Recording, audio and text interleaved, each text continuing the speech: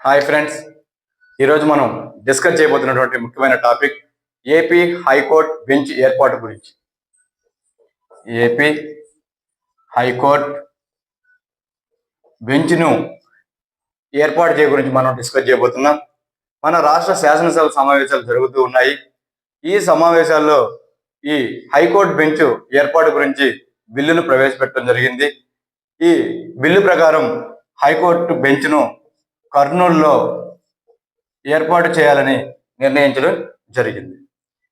ఈ బిల్లును మన రాష్ట్ర న్యాయశాఖ మంత్రి ఎండి ఫరూక్ గారు శాసనసభలో ప్రవేశపెట్టడం జరిగింది. శాసనసభలో ప్రవేశపెట్టినటువంటి ఈ బిల్లును రాష్ట్ర శాసనసభ ఆమోదించినటువంటి ఈ బిల్లును రాష్ట్ర హైకోర్టుకు, ఆ తర్వాత కేంద్ర ప్రభుత్వానికి పంపించడం జరుగుతుంది. అయితే ఈ బిల్లు ప్రవేశపెట్టిన సందర్భంలో రాష్ట్ర శాసనసభను ఉద్దేశించి గౌరవ ముఖ్యమంత్రి గారు రాష్ట్ర హైకోర్టు బెంచ్ను కర్నూలులో ఏర్పాటు చేస్తున్నామని, హైకోర్టు బెంచ్తో పాటు లోకాయుక్త, రాష్ట్ర మానవ హక్కుల కమిషన్ ఇవి రెండు కూడా కర్నూలులోనే కొనసాగుతాయని చెప్పేసి శాసనసభను ఉద్దేశించి ముఖ్యమంత్రి గారు తెలియజేయడం జరిగింది. ఎక్కడ కొనసాగుతాయంట? కర్నూలులోనే కొనసాగుతాయి. లోకాయుక్త మరియు రాష్ట్ర మానవ హక్కుల కమిషన్. ఈ కర్నూలులో రాష్ట్ర హైకోర్టు బెంచ్ను ఏర్పాటు చేయడానికి ప్రధాన ఉద్దేశం వికేంద్రీకరణలో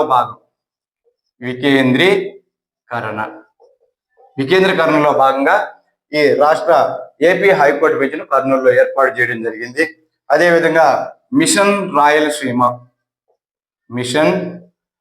రాయలసీమ అనే ప్రోగ్రాంలో భాగంగా కూడా ఈ వికేంద్రీకరణ విధానాన్ని, రాయలసీమ డెవలప్మెంట్ విధానాన్ని అనుసరించి హైకోర్టు బెంచ్ను కర్నూలులో ఏర్పాటు చేయడం జరిగింది.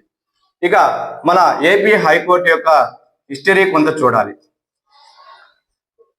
ఏపీ యొక్క హైకోర్టు యొక్క హిస్టరీని మనం కొంత ఇప్పుడు డిస్కస్ చేయాలి.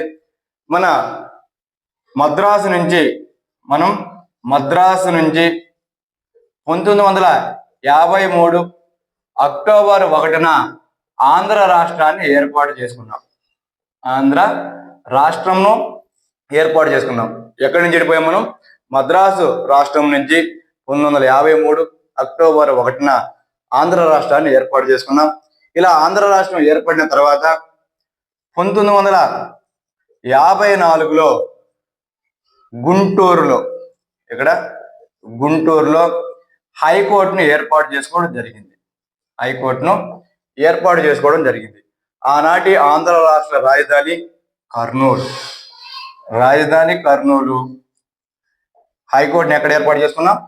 గుంటూరు నగరంలో ఏర్పాటు చేసుకోవడం జరిగింది. ఇప్పుడు 1954లో 1954లో ఏర్పడినటువంటి గుంటూరు హైకోర్టు 1956 వరకు కొనసాగింది. 1956లో ఆంధ్ర రాష్ట్రం మరియు హైదరాబాద్ స్టేట్, ఆనాటి హైదరాబాద్ రాష్ట్రం మరియు ఆంధ్ర రాష్ట్రం కలిసి ఏపీగా ఏర్పడడం జరిగింది. 1956 నవంబర్ 1న ఆంధ్రప్రదేశ్ అవతరించింది. ఇలా ఆంధ్రప్రదేశ్ అవతరించిన తదుపరి గుంటూరులో ఉన్నటువంటి ఈ హైకోర్టును హైదరాబాద్కు మార్చడం జరిగింది.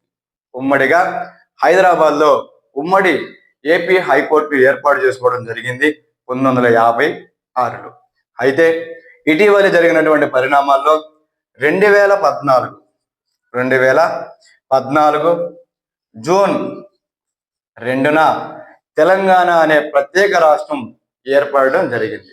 ఎప్పుడైతే తెలంగాణ రాష్ట్రం ఏర్పడిందో వాళ్ళు ఈ ఏపీ హైకోర్టు హైదరాబాద్ నగరంలో ఉంది కాబట్టి ఈ హైకోర్టు మాకే చెందాలి అని, రాజధాని కూడా మాకే కావాలని వాళ్ళు డిమాండ్ చేయడం, దానికి ఏపీ బైఫర్కేషన్ యాక్ట్, ఏపీ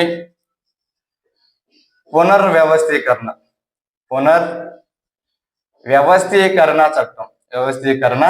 చట్టం, దీన్నే బైఫర్కేషన్ యాక్ట్ అంటారు. ఆంధ్రప్రదేశ్ రాష్ట్ర పునర్వ్యవస్థీకరణ చట్టం ప్రకారం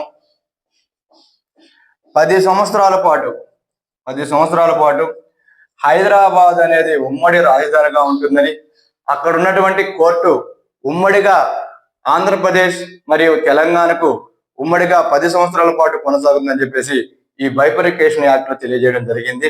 అయితే మనం ఇంకా టైం ఉండగానే 2019 జనవరి 1న మన ప్రస్తుత ఏపీ హైకోర్టును అమరావతిలోని నేలపాడు, వెరీ వెరీ ఇంపార్టెంట్, ఇది నేలపాడు అనే ప్రాంతంలో ఏర్పాటు చేసుకోవడం జరిగింది. ఈ నేలపాడునే న్యాయ నగరం అని పిలుస్తారు. ఏమని పిలుస్తారు? న్యాయ నగరం అని పిలవడం జరుగుతుంది. ఎక్కడ ఏర్పాటు చేశారు? ప్రస్తుత హైకోర్టుని అమరావతిలోని నేలపాడు అనే ప్రాంతంలో ఏర్పాటు చేశారు.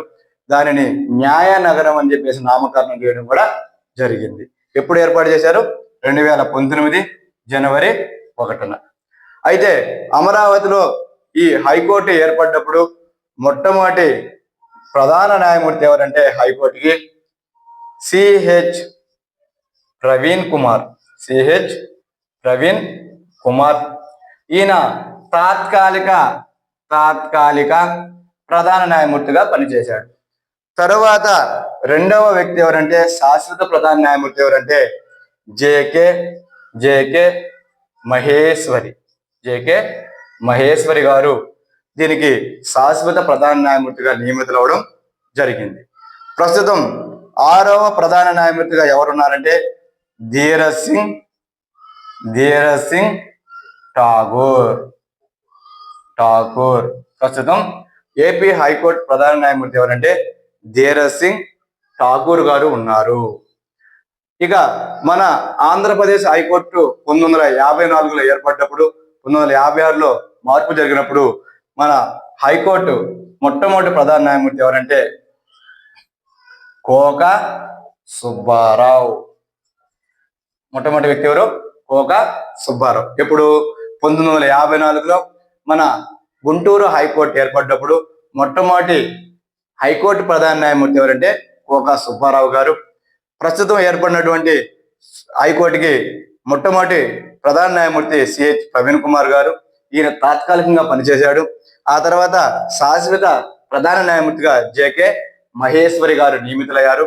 ఆ తర్వాత ప్రస్తుతం 6వ ప్రధాన న్యాయమూర్తిగా ధీరజ్ సింగ్ ఠాగూర్ గారు కొనసాగుతూ ఉన్నారు. ఇది మన ఏపీ హైకోర్టు యొక్క చరిత్ర, దానికి సంబంధించినటువంటి కరెంట్ ఇష్యూస్.